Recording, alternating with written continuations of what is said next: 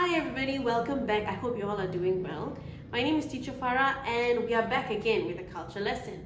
Today I will be focusing on reptiles. Okay, let's take a look at these 4 reptiles I have on the board here. So, the first reptile. Do you know what it is? No? Well, it's an iguana. Iguana. Repeat after me. Iguana. Very good. Next, we have that's right, it's a turtle. Everybody say turtle. Good job. Next, we have a very common reptile. That's right, snake. Everybody say snake. Very good. And lastly, what's that? It's a crocodile. Very good, crocodile. Alright, so now you've been introduced to the 4 most common reptiles. Let's take this away and let's have a look at some facts about these reptiles, okay? So, what makes an animal a reptile? Most reptiles have scales or plates. So they are distinctive things, plates on their skin, okay, that makes them a reptile. Their skin will also feel rough and dry.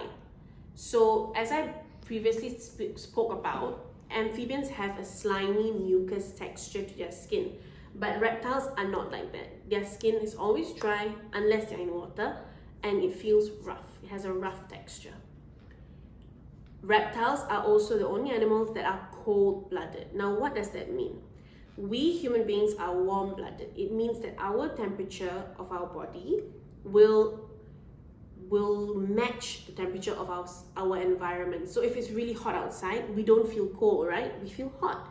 But reptiles are cold-blooded, so they always feel cold. No matter whether it's hot outside, they are always cold, and they usually need heat. So you won't find reptiles in cold countries such as Antarctica, but you most likely will find them in hot countries. That's why they're always in forests or near lakes with warm water. Reptiles also lay eggs, okay? They also breathe in air through their lungs. Now this can be applied to most reptiles, but not all reptiles. All of them usually have 4 legs, but snakes, I think, are the only ones that don't have legs, because snakes, they're just one long snake.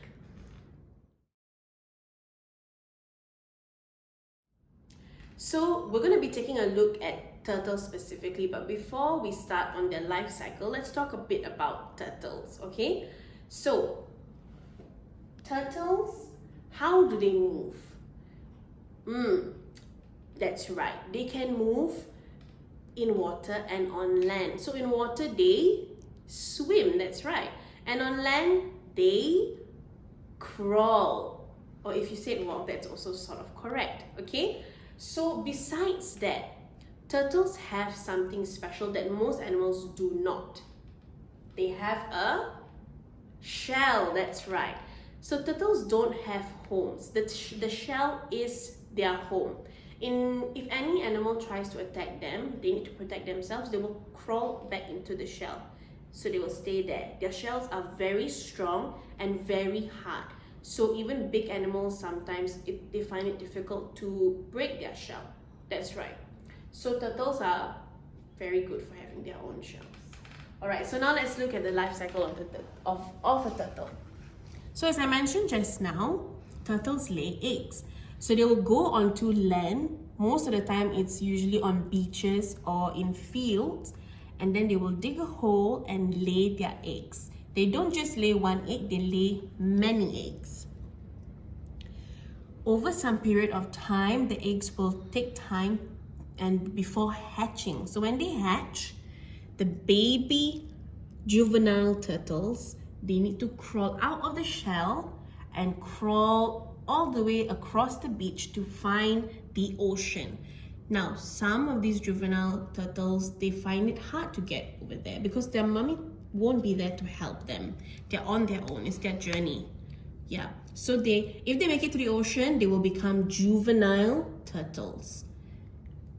Yes, so these juvenile turtles will go on into the ocean and they will grow up, they will find their own food, they will find a partner, and then they will become adult turtles.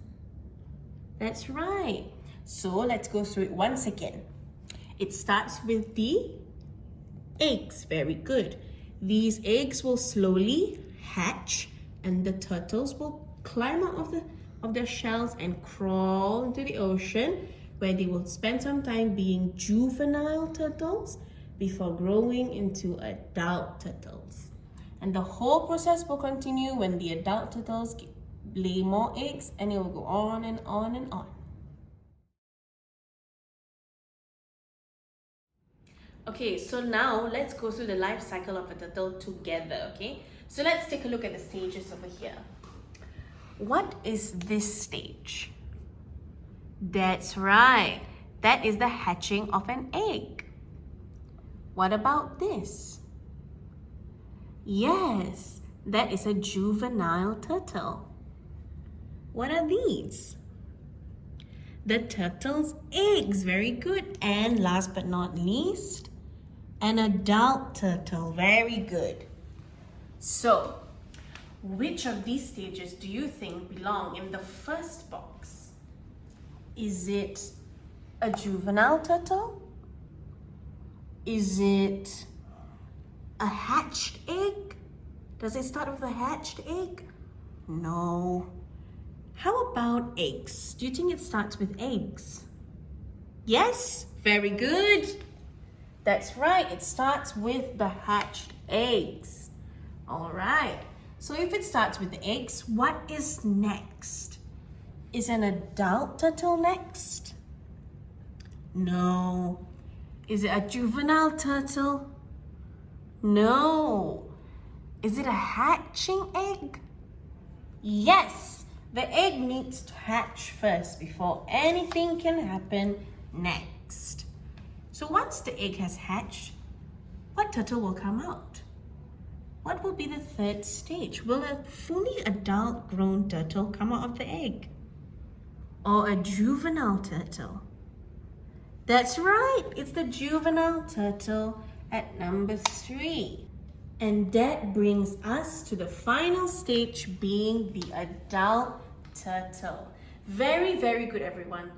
That brings us to the end of our chapter on reptiles. Have a good day, everybody. See you next time. Bye.